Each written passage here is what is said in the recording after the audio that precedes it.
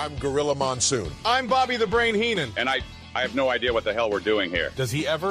Gene, we're recording a promo for a podcast. What the hell is that? It's a show where... Promo, that's where you hype something. Why don't you be serious? He asked. Oh, Heenan, damn it, I know what a promo is. What the hell is a podcast? It's a show where people, they talk into microphones, usually from their house. Naked, too. Stop it. So, why do they do that? I'm not sure, really. Definitely not for the money. Huh. Oh. You better believe it. So, what's this one called? Let me see.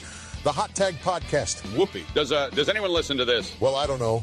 I'm sure The government is testing it as an alternative to the chair. Will you stop that? That's not nice. Oh.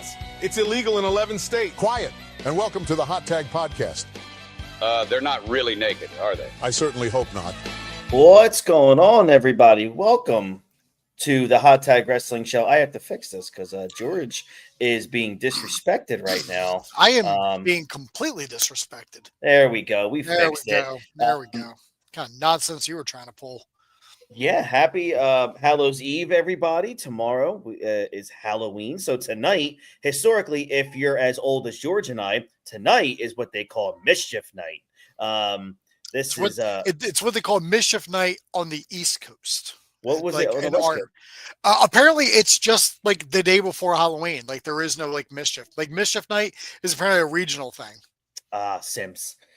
So yeah. So growing up, this was the night where you got to, go outside. You got to, unfortunately, throw some eggs at houses of those you didn't enjoy. And it's not like they allowed us to do that. It was still that's correct. It was illegal. It was still like painfully illegal.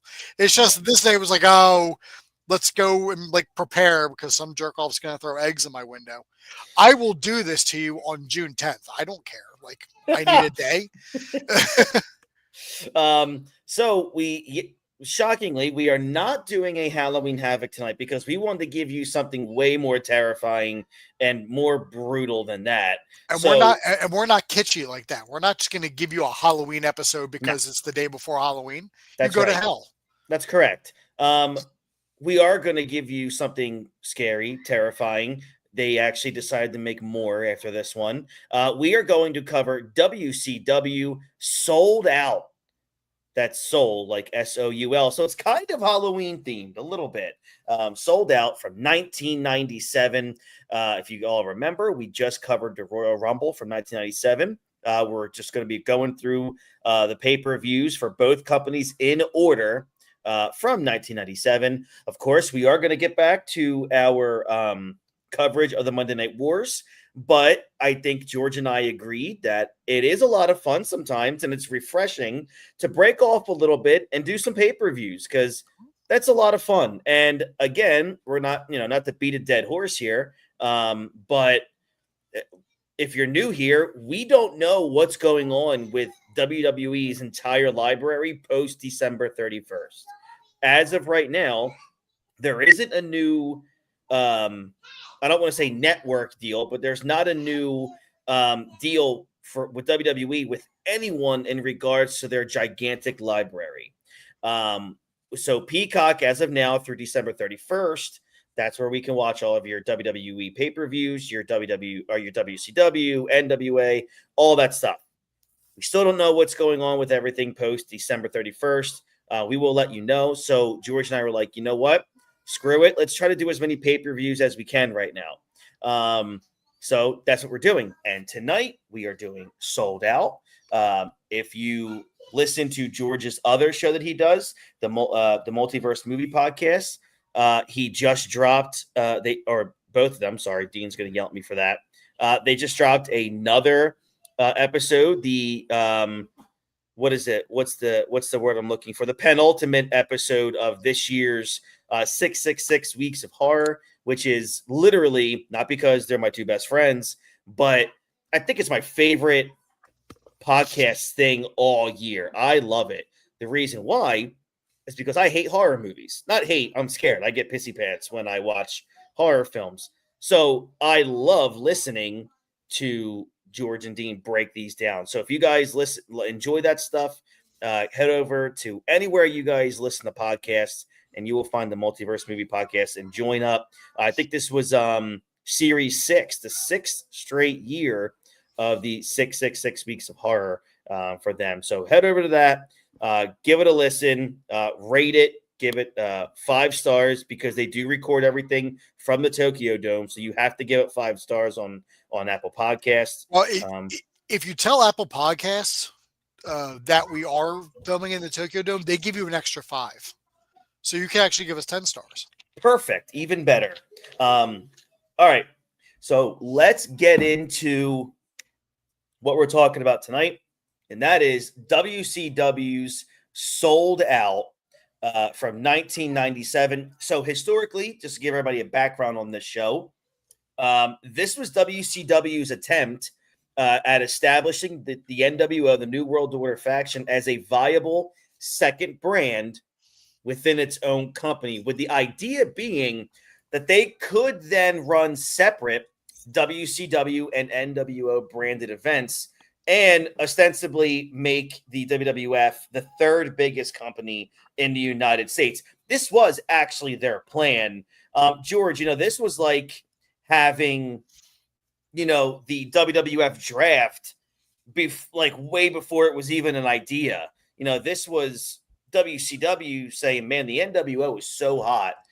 Nitro as an entity is so hot. It's destroying anything our competitor does. Let's just turn this into 2 separate brands. In hindsight, obviously that would have ruined things significantly faster than it did. But George, I tell you what, regardless of how bad this show was, that's pretty ballsy from Eric Bischoff to actually be like, we might be able to have 2 separate brands here. Granted, yes, it was a massive gamble to try to use the NWO as a second brand for them, and they were going to book just WCW or just NWO related shows. But even without the benefit of hindsight, if I'm the age I am now in 1997 and I'm watching this pay-per-view and it's solely an NWO backed event and they're going to try and brand it and they're going to try and force a second brand out of this, my question is fucking why? Yeah. You have 8 people in the NWO. Yeah. What brand are you going to form with 8 fucking people? And half of them, actually not even half, if your name wasn't Hogan, Hall, or Nash, you're a fucking jobber. Yeah. You don't exist. You are literally just enhancement talent for anybody else. Nobody else got over in the NWO. Yeah. So, the event ended up, being awful, though, as even though the NWO were just super duper cool, they were still the bad guys. And the WCW fans, they ultimately, George, wanted to see the WCW guys be booked as competent rather than just being a weekly punching bags that they usually were at this juncture. This to put it into like WWF terms, this would have been like if in 2000 they decided, hey, the McMahon Hemsworth faction is pretty hot right now. Let's make them a fucking separate show. Same amount of people. Yeah. At the time. So the show ended up being both a critical and commercial ginormous bomb, with the only bonus being that they managed to sell out a 5,000 seat arena Cedar Rapids that they booked it in. That's a hot wrestling town, my friend. Cedar Rapids never got a bigger show than this to this day. Well, let's cover it and let's see if time has been kind to this one or whether it's as horrible as we say it is, right? So this event, again, is emanating from Cedar Rapids, Iowa on January 25th, 1997. The NWO shows up in a snowstorm in the back of garbage trucks. Fitting. This was something else. Not all of them, because Hogan showed up in a car.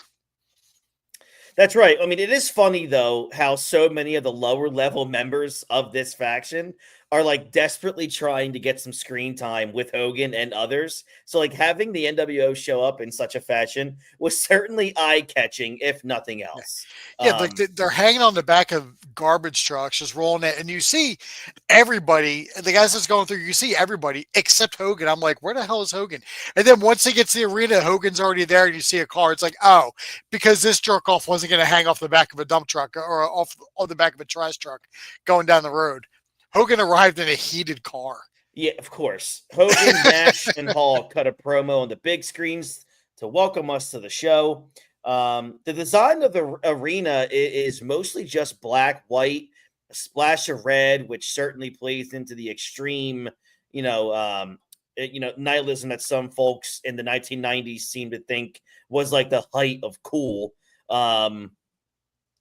This actually looked like a Starcade from like '89. That was like the setup in a way, right?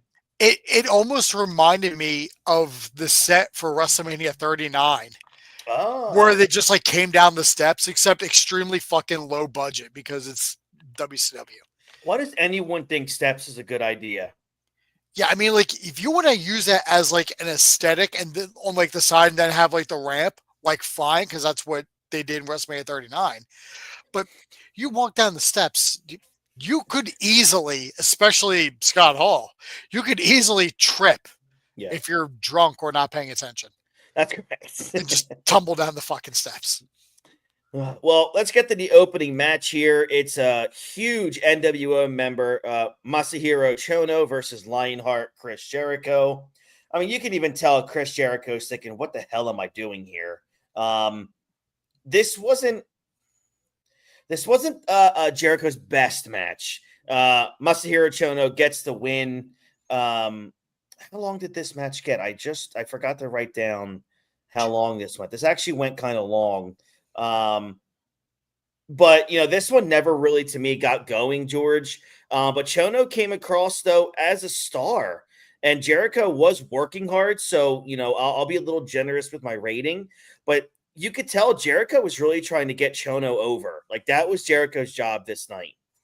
That match went 11 minutes, 8 seconds. 11 minutes. Okay. That's a long time for Here's that opener. Here's the thing. Outside of Japan, who gives a fuck about Masahiro Chono? Mm-hmm. Agreed. This was not a guy who was regularly on WCW television. And we know he wasn't because we've been watching it. He would have shown up. This was not a guy. I guess whatever. He was in the NWO Japan. Great. We don't get that over here. They sure as fuck didn't get that in Cedar Rapids, Iowa in 1997. No. But you could even tell in the match, like, I don't know if it was booked that way or if Masahiro Chono just didn't give a shit and just did whatever. Because Jericho's like yelling at him to do things. Yeah. Hey, run the ropes, do this spot. And then he's just standing there like was just paid to no sell. Yeah, maybe there's a language barrier there, but I don't know. Jericho had wrestled in Japan for a while before this point, so yes, like I really can't even use like language. Yeah, I can't use that either as a gap. Right.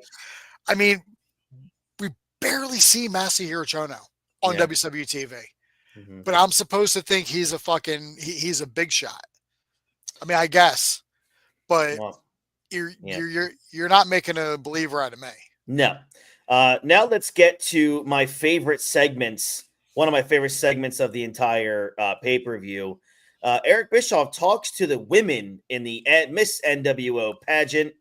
None of these ladies are that especially attractive, which seems to defeat the purpose. I don't understand why you just don't get a bunch of really good-looking models for this and in order to make the NWO look like they're not chasing after a bunch of ring rats. Chris, Chris, good news.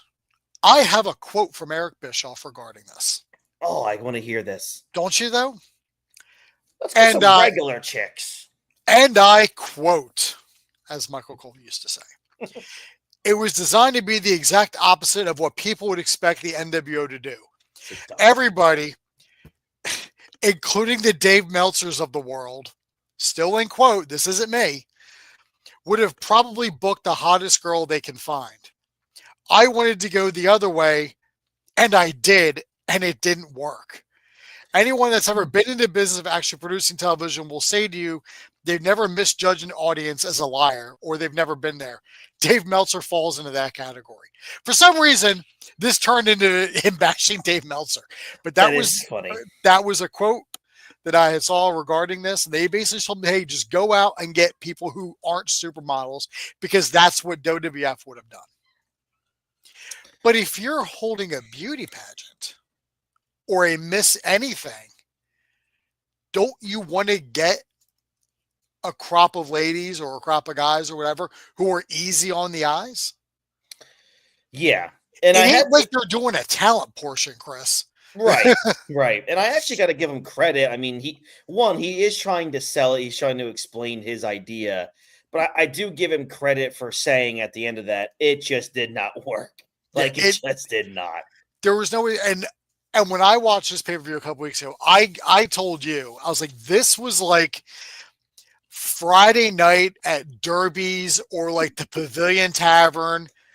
Like this was not the highest of quality. This was like, these were 5s at best. If you're drunk, maybe an 8 or a 9.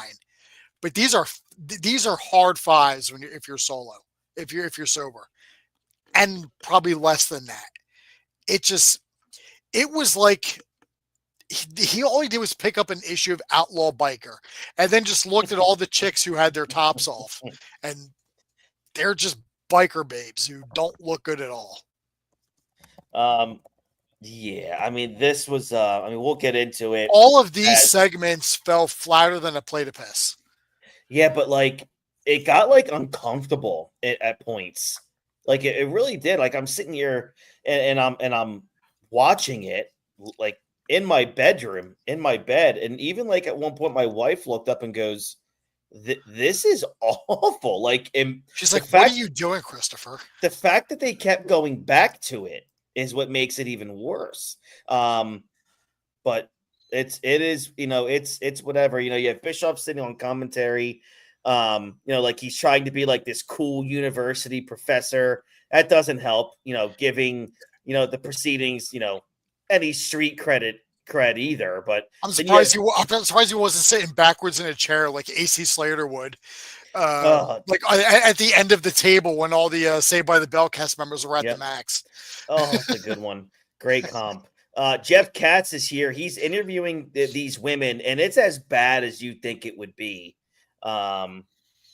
So, I mean, what was the famous line, George, that we kept saying on the phone to each other? Where they're like, oh, like, what would you do for, or like, whatever? And they're like, whatever it takes. Whatever it takes. This is the Whatever It Takes podcast. Yeah. So we're going to give you the story, whatever it takes. My favorite was the woman that he went to, and she's like, there's levels to this. Oh, my God, you piece of shit.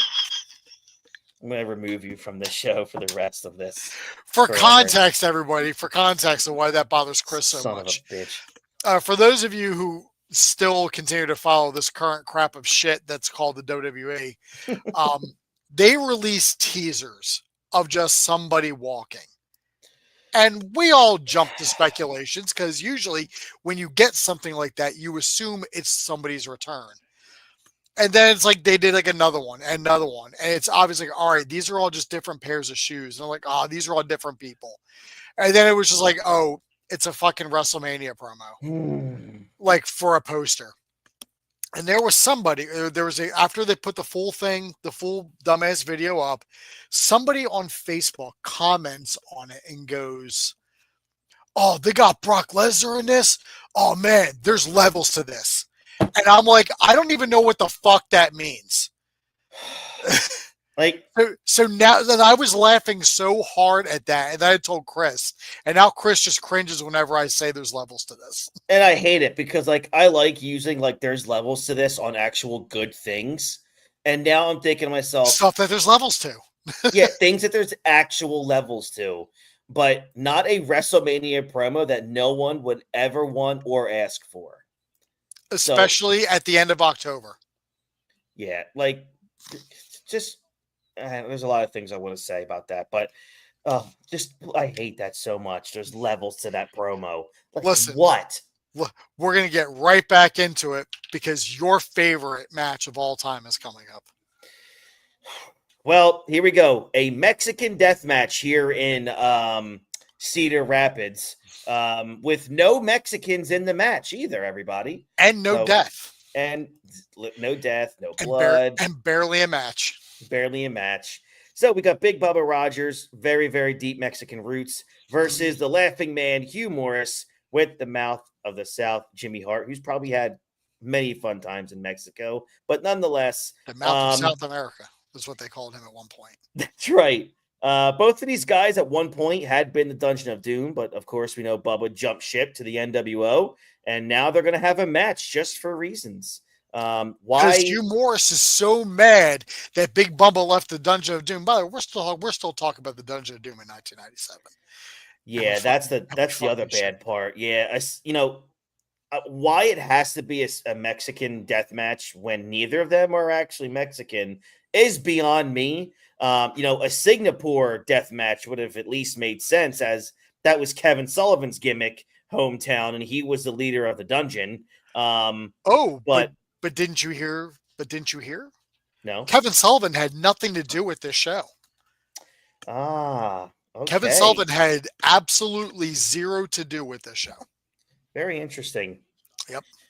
And who that was that like a? Did Bischoff say that? That was I watched the just to kind of prep myself. I always like to go back and watch some videos like small ones.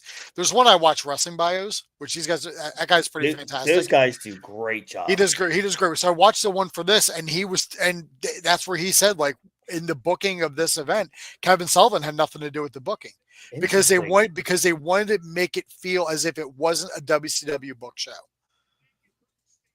Gotcha. All right. Well, I guess it totally makes sense.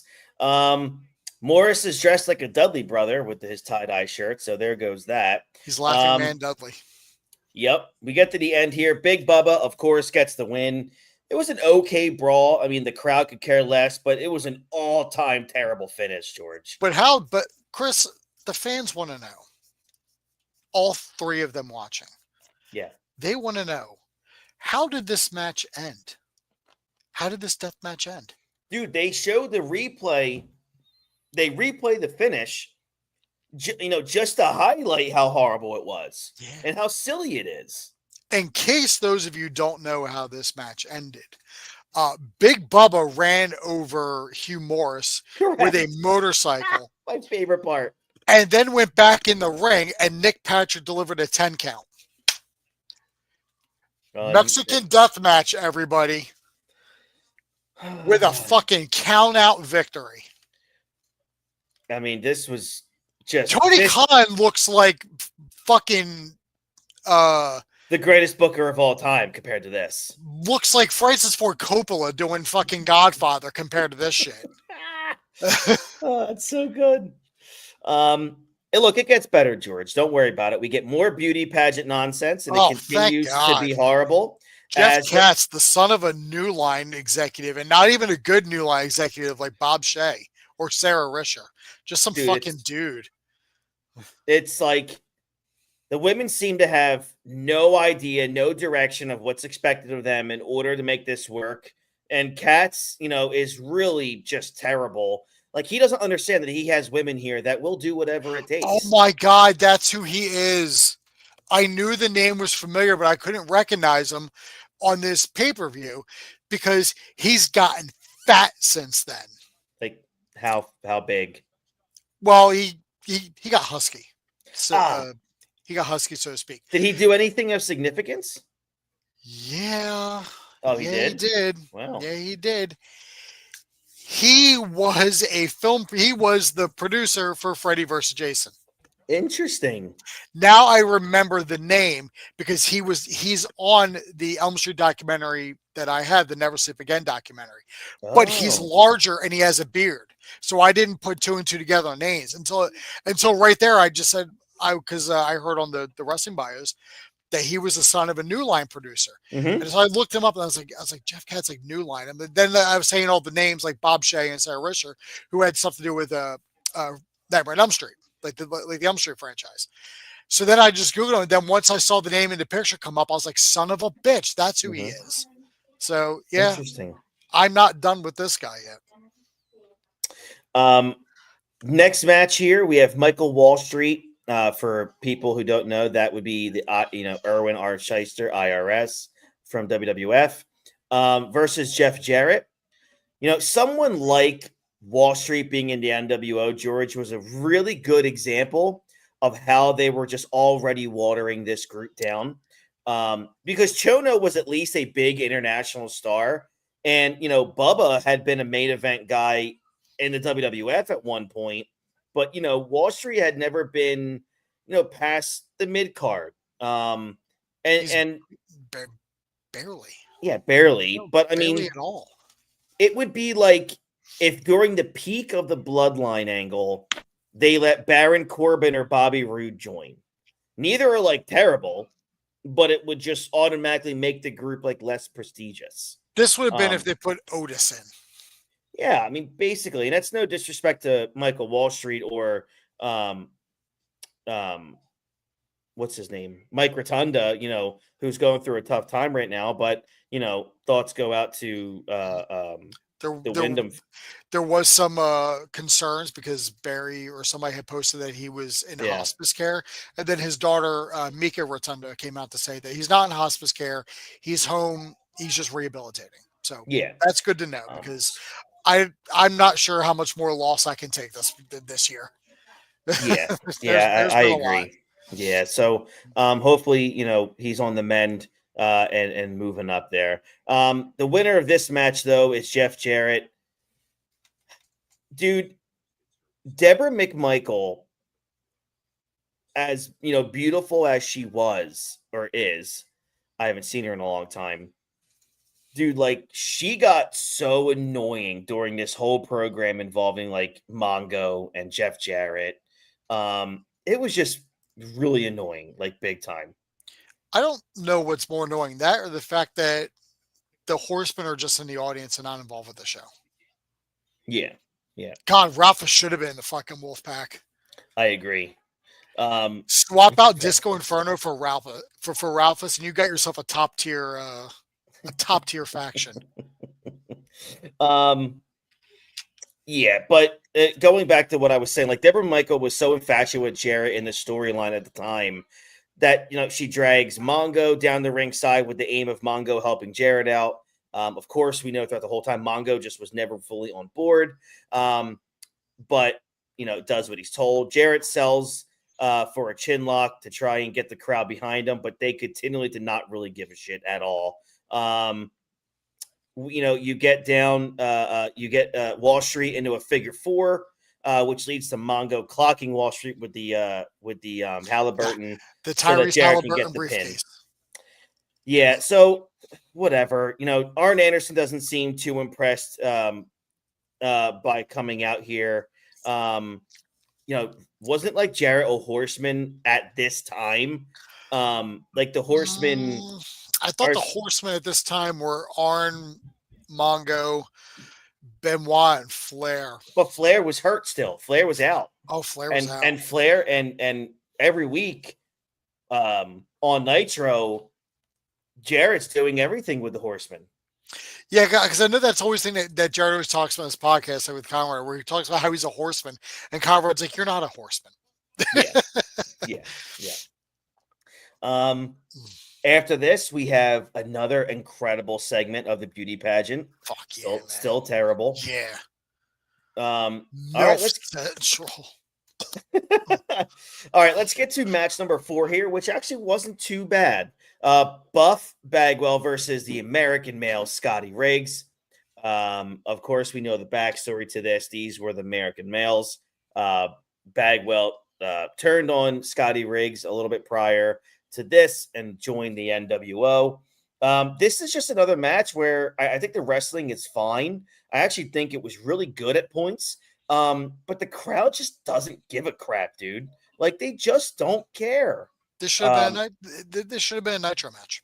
Yeah, no, of course. Yeah, no doubt. Not to mention this match went like almost 14 minutes. That's way too long for either of these guys. Yeah, no doubt. My wife just made a sexual innuendo as I was trying to Yeah, read she's on. like, yeah, you're not buff or the stuff. Yes, that's right. This match to me was mostly quite good. The lack of crowd involvement was pretty flat. Again, like you said, I think this was a Nitro match, or just something you throw in front of a really hot crowd. That this wasn't it, and I think it could have been, in a really good Nitro, or again or in a better audience, dude. I think this is a 3-star, 3.5-star match. These guys had a lot of chemistry, obviously. But yeah, I really did actually enjoy this. What says you? I mean, they didn't do much with Scotty Riggs after they broke up the American Males. There was just nothing behind Scotty Riggs. Nobody gave a shit about him. Right. It was all appreciate you. It was Thanks, all about Buff Bagwell's joining the NWO, but even Buff didn't stand out in the NWO. Right. I mean, I legitimately hated Buff Bagwell. Buff became a little fucking bigger in 98, late 98. Yeah, but 97, and then he's gonna come out and speak for the rest of the NWO. It's like, dude, who the fuck are you? Yeah. You were just in a mid tag team that broke up that the crowd didn't even care about. How dare you? Yeah, I fucking said it. How dare you disrespect the good GD name of the American Males? Who's gonna stop me? Buff Bagwell? It's like a one-legged man in an ass kicking contest. Ming. He is not gonna defend Buff Bagwell. You think Haku's gonna back that? You think Haku's gonna hitch his wagon to him? Mm-hmm.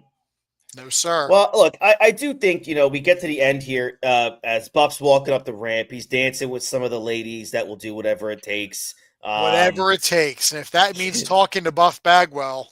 I do think adding him to the NWO was a good idea. If they'd stuck with guys like Buff as new additions, then I don't think the group would have felt as watered down, because I think the point of a group like this is you have appreciate it, brother. I like this. This is a good one.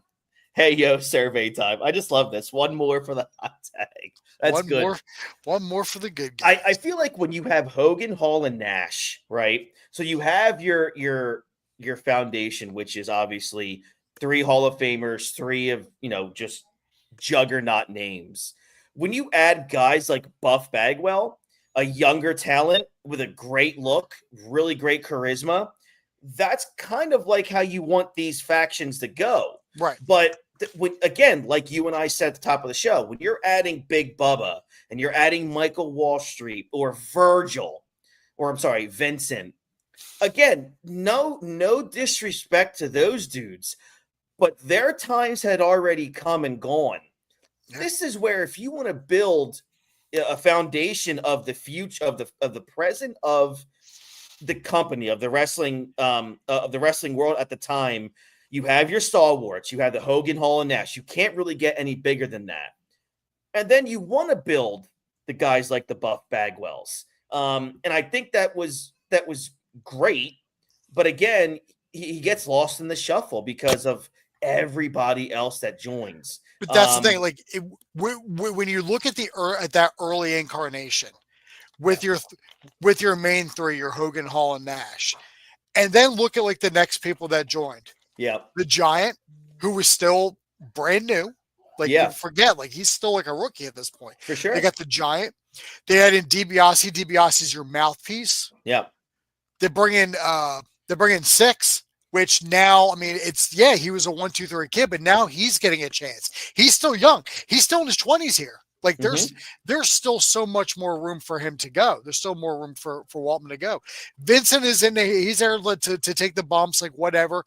And then you bring in Bagwell and Norton, who are a couple of guys who are, Bagwell who's younger, Scott Norton, who's a little unknown. They get some exposure.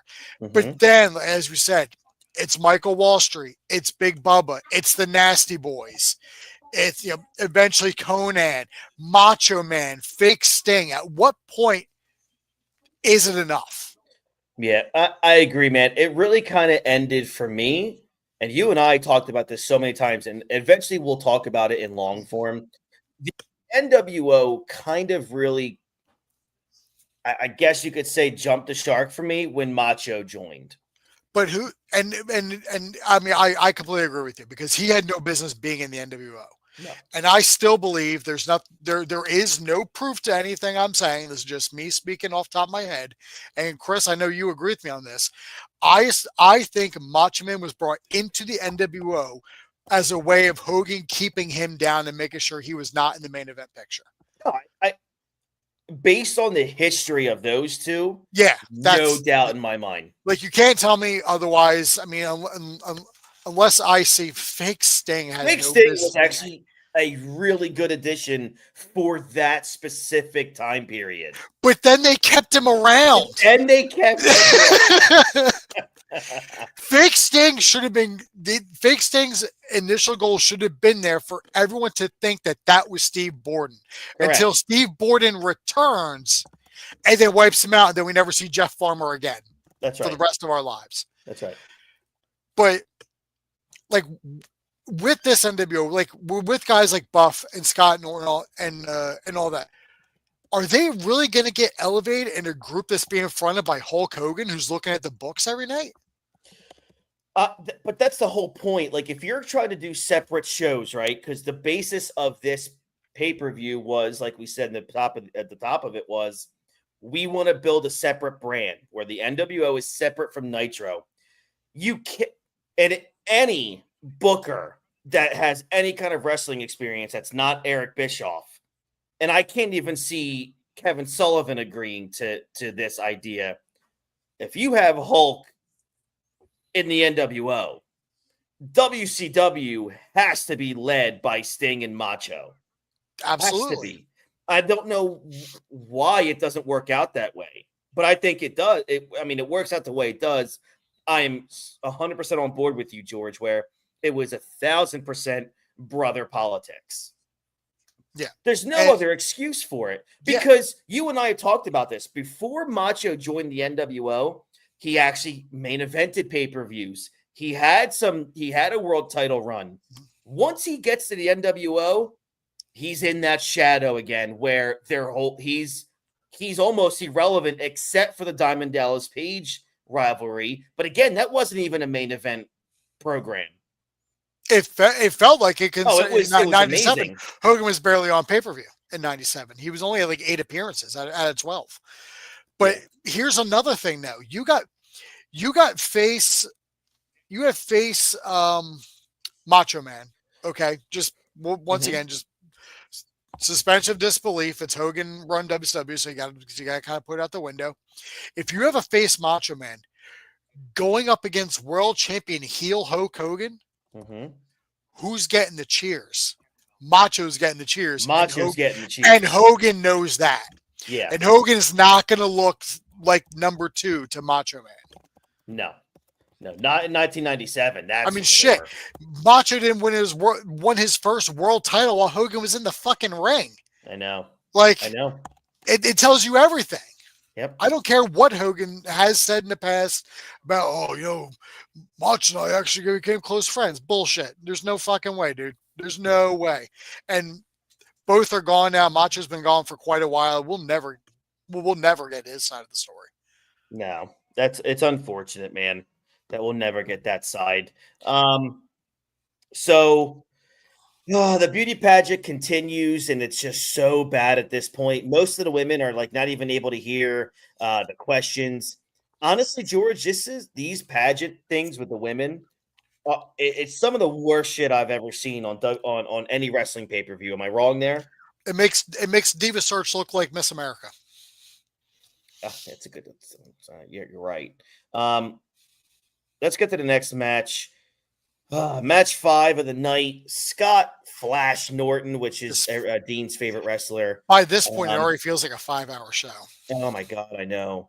Versus Diamond Dallas Page. The story here is the NWO has been trying to recruit DDP, but had been, constantly refused, which ended up getting him massively over as that rebellious babyface. So fucking over. And turn him into a top star. literally, this is my point that this is the point we try to make. You build WCW guys and you're going to build massive baby faces out of it. Diamond Dallas Page is the perfect example. Just by simply refusing the overtures from the NWO got him over massively. But of course, we have to get winner by count out here. Scott Norton is the winner. Like just another bullshit finish. But here's the thing though. DDP was essentially a heel, like in late '96. Yeah, he was like a heel or a tweener. Like he was slowly getting over, but like not quite there yet. And then he rejects the NWO on Nitro. Yeah. By accepting the shirt, handshake to Hall, and then pulls in Hall for that legendary diamond cutter, which the first time we ever see that, crowd goes ape shit straight through the roof. At that point, Dallas Page goes from being mid-carder to main eventer in one fucking move. That was it. In one move. And then because it was successful once, and Eric Bischoff knows a good thing when he sees it, he's going to run it back again. And unfortunately, this one didn't have the fire behind it because Scott Hall is up here. Scott Norton is down here. So if you reject an offer from Scott Hall, shit, that's fucking awesome. Exactly. You reject an offer from Scott Norton, that's like telling the cashier at Wawa, no, I don't need a bag. Oh, man. Look, I thought they were on their way to having a pretty solid match until it just ended abruptly. And, I do have to say that the way that DDP gave Norton that diamond cutter was so damn close to perfect. Except Scott Norton started falling before DDP hit him. The thing is, Scott Norton's so close. Yeah, because Scott Norton's so short compared to DDP. So the diamond cutter is never going to look good if someone's 5 inches shorter than you. Yeah, people don't realize how big DDP is. He's like 6'6". He's a big boy, dude. He's a solid just a solid piece of New Jersey meat. Yes, he is. As they shook hands and Norton seemed to be on board, only for DDP to pull him in, snap the move off. DDP was so great. That entire sequence was a great example of why he got so over. DDP tears off his NWO shirt and leaves to the crowd while Buff sends threats his way. They are so persisting, with this terrible, terrible beauty pageant after this. Like, honestly, like George, they could have easily had just called an audible and, after all the previous segments just sucked so bad, they could have just shelved it for the rest of the show. Or they could have pulled an audible and be like, all right, we're going to announce the winner now, and then give it to like the blonde girl with big boobs. Exactly. I mean, who is still like a fucking 6. Right. Because she's 90s biker bar from Sturgis hot. So yeah, I'm with you. It's painful to watch this shit. Let's get to me what the main event of the show was, in terms of crowd reaction for sure. WCW tag team titles are on the line. The incumbent champions, the Outsiders versus the Steiner brothers. One, I hated the WCW tag team titles because when you put them on dudes like Nash and Hall, they look like titles that I would go right now and buy at Walmart for just to walk around the house and hit my kids with. The Steiners at this point were obviously two of the tippy top baby faces in the entire company.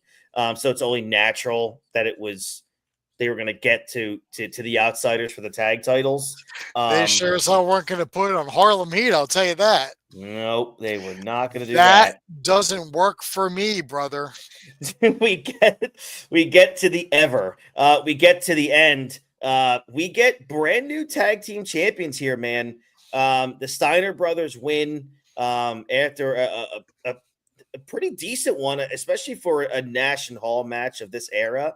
This was pretty good, man. They worked a mostly fun match here. The crowd responded better than they had for anything else up until this point. When you look at the Steiners, man, they were just two scary dudes back then, just so powerful. The Steiner brothers celebrate with their new belts, but this would obviously end up being a quote-unquote dusty finish on Nitro the next night with Bischoff overturning the decision, firing Randy Anderson for good measure, leading to Anderson begging for his job back for months afterwards, which is stupid, but whatever. WCW was just such a pleasure to watch during this time. Yeah, I mean, listen, for this match here, I don't say these words very often, and this might be the first time I've ever said these words concurrently in a sentence. Mm-hmm. Kevin Nash had his working boots on. He did do. You know why?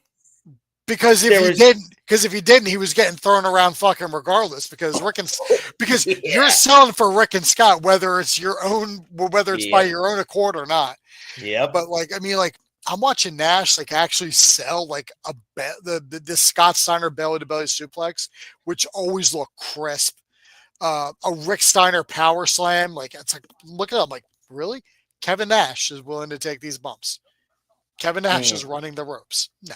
Yep. I don't believe you. It's like the gif of Ron Burgundy with the cigarette. I don't believe you. I don't believe you. And Nick Patrick gets taken out in this match, and Randy Anderson, he hops the railing. He's like, "Hey, I'll go in and count." And Rick Steiner's like, "Yeah, get in there, Dave." And then he goes in and fucking counts counts on Scotty, and that's fucking awesome. Yeah, man. I mean, it was just good stuff. But you're right. You Nash and Hall can think they're as big as they want. You better at least have your partial working boots on in the ring with the Steiners, because they don't care who you are. If you're not working with them, they're gonna work you, and it ain't gonna feel good. Nash's work boots did not age from wear. I'll tell you that. That's for damn sure. I'm not gonna. God, I'll get into a long. I know you will. Blowhard rant on that guy. Although I did see a clip of Nash talking about this pay-per-view, and he's like, "Yeah, man, this just fell flat." You don't say. Nobody cared. And then he was talking about the Miss NWO pageant. He's I thought we were James Bond. You're not going to find the next girl in fucking Sioux Falls. Let's get to the semi-main ladder match for the WCW United States title. You got Eddie Guerrero versus Six. Let me just let everybody know that yes, the ring announcer actually referred to Eddie as the Mexican jumping bean. So stay classy, WCW. Well, the NWO ring announcer referred to Chris Jericho as Canada's answer to John Bon Jovi. Wow. All right. We get to the end. I thought this was a phenomenal match. I mean, this was fucking stellar, man. In my opinion, this was the best match of Sean Waltman's career, in my opinion. Eddie Guerrero gets the win. He's still champ. I gave this match, when we do stars here, I give it 4 stars. These two worked their asses off to have a great match here, even when things weren't going their way. The timing was a little bit off on some of the wrestling because I don't think Six was able to really keep up with Eddie at certain points. But the crowd responded super well to this match. They loved Eddie. They loved that he won. So this was, 4 stars for me for this show. Obviously, look, I just said it was a little disjointed at points, but, I think Six in this era was also not at his best. But when he got into the ring with guys like Eddie or a Malenko or Mysterio, he kind of stepped this game up a little bit. And I thought this was easily the best match of the night, George. Hands down. I would say close with the tag match. Yeah. But light years ahead of anything else that's been on the show. Mm-hmm. Yeah. All right. Main event time, George. Main event. WCW World Title is on the line. Hollywood Hulk Hogan versus the Giant. Backstory here, Giant had been a member of the NWO, but had refused to relinquish a title shot against Hogan, thus leading to them kicking him out of the group. Funny, because that's probably what happened a lot backstage when it came to Hogan. It just happened on screen. Hogan beats up a guy of Giant size way too easily here, with Giant size almost seeming inconsequential. It's especially odd seeing as Hogan is the heel, so you would think Giant battering Hogan from pillar to post with a long babyface shine until it was time for Hogan to do something sneaky for the cutoff. Would be the go-to way to structure this one, but it just did not work for him that night. Just didn't work for him. Nope. Instead, both wrestlers kind of just did stuff, dude. Like with the execution being sloppy, the crowd again does not give a shit. It's like people are watching it and they're like, "Yep, that's a wrestling match, all right." Like, it's nothing. You get powder thrown in someone's face. Hogan doesn't even gain much of an advantage from the powder because as Giant soon gets him with a backbreaker and heads up to the top rope to go for an elbow drop. Hogan size 22 Triple E. That's right. That was a very impressive, move on Giant's part. I'll give him that. But Hogan gets a slam on the Giant following that, delivers the leg drop of doom. But Giant no-sells it, stalks Hogan before getting a choke slam, leading to Patrick refusing to count the 3. Giant takes out Patrick, and the NWO runs in for a beautiful pay-per-view non-finish. So Hogan retains. Hogan trying to sandbag that choke slam a little bit. Giant's not Undertaker. Undertaker's going to put it close to do the fucking move. Exactly. Like, yeah. He's trying to sandbag the Giant on there. It's like, where's that referee? He's trying to fuck on me kind of thing. Yeah. Going on. I mean, I gave this match -2 stars. I might be a little bit harsh on it, but not only was the wrestling not good, but the way they structured the match made no real sense to me. They kind of just traded bits of momentum. Hogan easily hitting moves on the Giant, knocking him down when needed. Even though he was the heel, and you'd think big spots like Giant getting bumped would be something you'd, ration and build to rather than just doing away with it. Yeah. The finish was also just completely, to me, offensive for a pay-per-view main event. If Giant wasn't going over, George, and they didn't want him to lose, then they... Oh, boy. I say the word finish, and my wife runs down the steps. The finish was also... already? Already? I thought you were buff the stuff. If the Giant wasn't going over and they didn't want him to lose, then they should not have booked this match at all. Hogan and the Outsiders versus like Giant and the Steiners should have been the main event.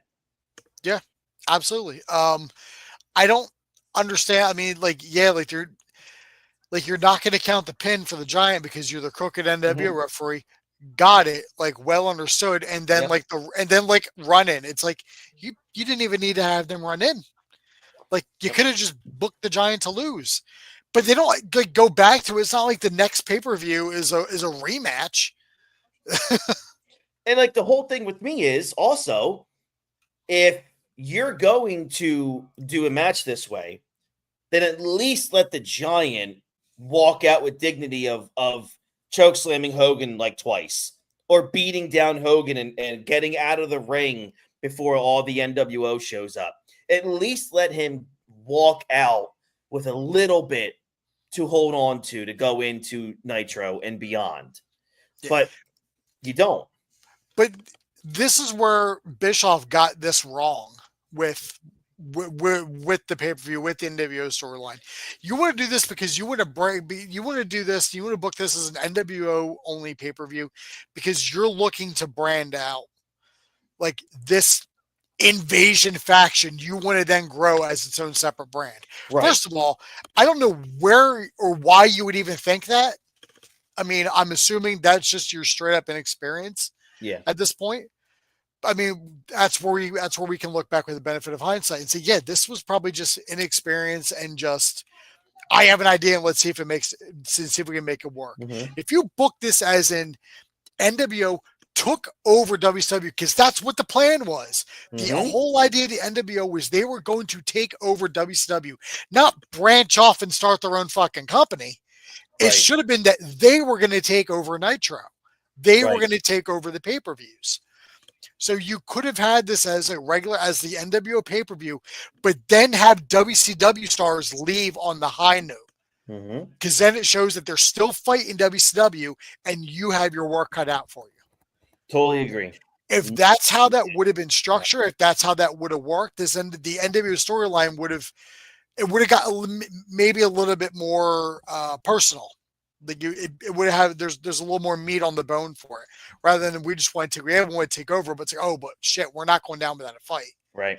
Or this isn't going to be easy. We're going to need to pull out the stops, and then that's where, and we know at the next month's pay-per-view, Randy Savage turns to the NWO. That's where that could have kind of took place. Hey, it's like, oh, we just lost to WCW. We got to find another way. We have to find another way to beat these guys. Like that would have worked, but no, you want to book this as, oh, well, it's so hot. We're starting the show. It's like, you don't have the fucking people. Yep. He even says here, like during the opening thing, it's like to all the WCW stars who offered themselves up as like sacrifices. It's like, all right, so like, what was the plan going to be for an NWO pay-per-view if nobody from WCW wants to take part? Exactly. You're so right, dude. And that's where I'm just so blown away by like how he thinks he was going to get another brand out of this. Again, like you're right. You said it was an experience. That's what that is. The NWO beats down the Giant following the match while the crowd is just going bonkers, chanting for Sting. However, Sting coming out would be something fun the fans would actually enjoy. Would detract them from the NWO battering someone, but if I was Sting, I wouldn't want to be attached to this. I wouldn't know part of this at all if I'm Sting. Right. Also, how does fake Sting know what face paint regular Sting is going to wear? That's right. I don't know. How do they know? Exactly. I don't. Because there's a few different variations of that crow face paint. That's right. Because even the initial crow face paint looked essentially just like what Eric Draven had in the crow before it morphed into the more recognizable one that we know now. But what if he just decided to change up? Good question. Go back to Surfer Sting for a week. God, that'd be great. And then fake Sting is like, oh no, I got my paint wrong. It's not like he can see him in the locker room. Sting's in the rafters. Sting's in the rafters. That's right. Make it make sense. Right. I can. That's one thing I can't do, George. I cannot do that. There's levels. All right, you motherfucker. All right, let's really break this down now and give us our ratings. Not break it down, but let's get to the rating part of this. So, is this really as bad as we initially thought when we watched it? And I say definitely, George. What says you? Absolutely. There's no way this was undersold, or there's no way that anybody was like, well, this is the worst pay-per-view of all time. It's like, oh, you're just speaking hyperbole. It's like, no, this is pretty much the cure for insomnia right up until you get to the tag match. Yeah, I think even then, it's just the tag match and the ladder match. The main event's garbage. Not good. God, so bad, man. Outside of the despicably bad wrestling in that main event, there were a few matches here that I thought had real solid work. The general atmosphere was awful to me, and that's because also I'm not going to rip the crowd here because this is not a wrestling town. It's not a top 50 wrestling town. It's not the Cow Palace. It's definitely not the Cow Palace. And, they're incredibly flat. Also, let's remind everyone, they're watching the heels run their own pay-per-view and just destroy and get over the baby faces, which will never, ever work as a concept, especially for a live crowd who just couldn't get into the show. I think the beauty pageant stuff was legitimately, not joking here, some of the worst stuff I've ever seen in wrestling.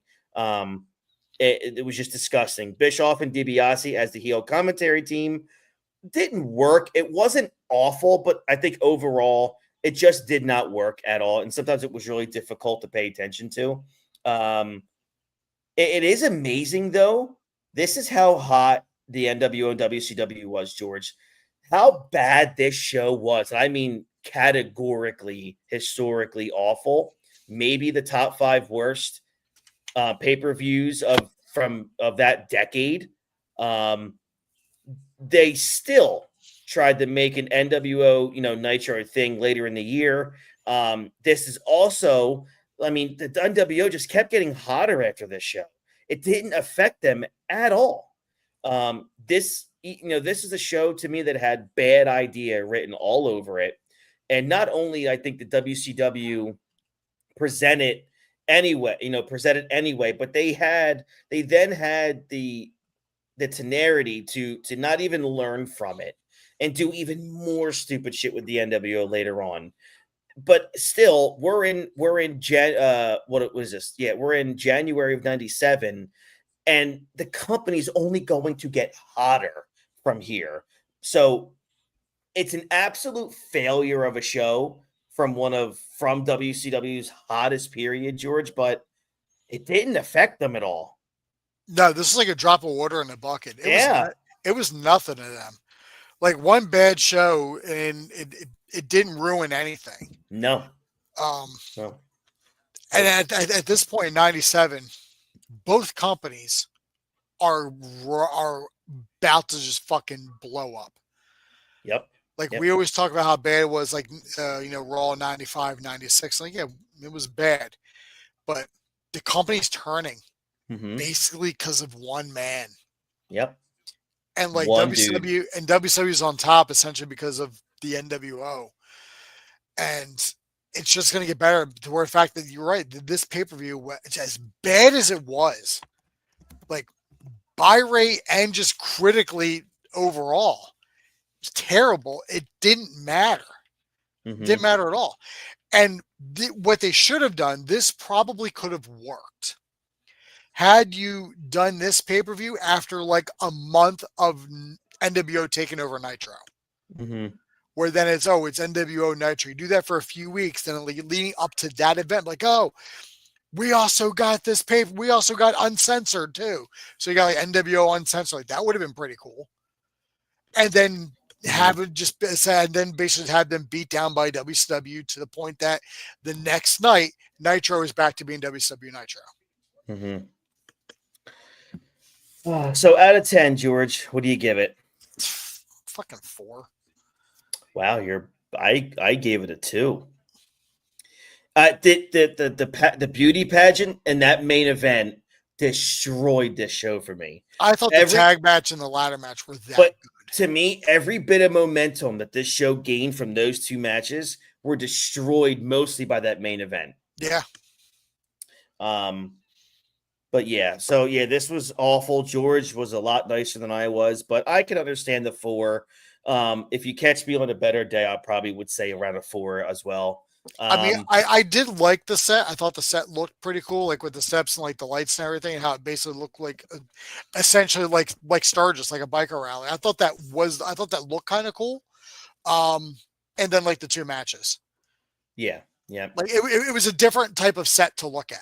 Yeah, which was nice. So, all right. So our next show will be next week. We are going to be doing WWF In Your House 13, which is the final 4, which is a WWF show which took place at the UTC Arena in Chattanooga, Tennessee, on February 16th, 1997. It is the 13th edition of the In Your House pay-per-views. It comes right after WWF In Your House 12, which was its time. This event had about 6,400 people in it, which is pretty big for an In Your House show. The main event was a doozy. A fatal 4-way: Undertaker versus Brett versus Austin versus Vader. So I'm really looking forward to that. The rest of the card was Wildman Mark Marrow versus Leif Cassidy. And then a Nation of Domination, like Farouk, Golda, Savio Vega, Bart Gunn, Crush, Flash Funk. Big match there. Intercontinental title match. Listen to this, guys. This is 1997. Rocky Maivia versus Hunter Hearst Helmsley. You're not going to get much from those guys. No. It's not like they're going to be running the company 28 years from now. No. It's not like one of them is going to be a billionaire. Also on this match was the WWF Tag Team Championship, Owen Hart and the British Bulldog versus just a high quality team, and Doug Furness and Phil LaFon. The fucking goats. And I will not take any disrespect to Doug Furness and Phil LaFon, you piece of shit. So yeah, that's coming up next week. Should be a lot of fun. That's gonna be a good one to talk about. A lot of stuff happening in the WWF at this time, even at this time in February of '97. So I'm excited to talk about that. Got some big names too. So it's big time. All right, everybody. Thank you so very much. If you've been watching on YouTube, we really appreciate it. Smash that like button, subscribe to the channel. And of course, ring that bell for notifications when we're going to go live. This has been a lot of fun. This has been WCW Souled Out from 1997. So George and everybody else out there, I hope you guys have a fabulous, fun, and safe Halloween. And we'll catch you here next week when I'm probably going to have some fun Christmas background because, once the calendar hits November 1st, George knows this by now. He's probably tired of it. I am full on Christmas mode. Once the calendar rolls over to November 1st at midnight, Chris turns into Tim Allen from the last few minutes of Santa Claus. Like when he's correct. Like when he's fully embraced it and he's ready to go up there, when he kidnaps Charlie at Thanksgiving, like right there. That's you. What does it kidnap him? Charlie willingly goes along with it. It's not kidnapping, but right. That's how Neil and lady took. I forgot her name. Yeah, I don't know. Jill. That's all right. Yeah, probably. We'll go with Jill. The kid's name was Randy, right? Yes. Gotta love Neil's sweaters. They were just awesome. Did we make those? All right, everybody. So for George Rogers, I'm Christy Francesco. This has been the Hot Tag Wrestling Show, and we'll catch you all down the road. Have a great one, everybody. Take care. Bye-bye.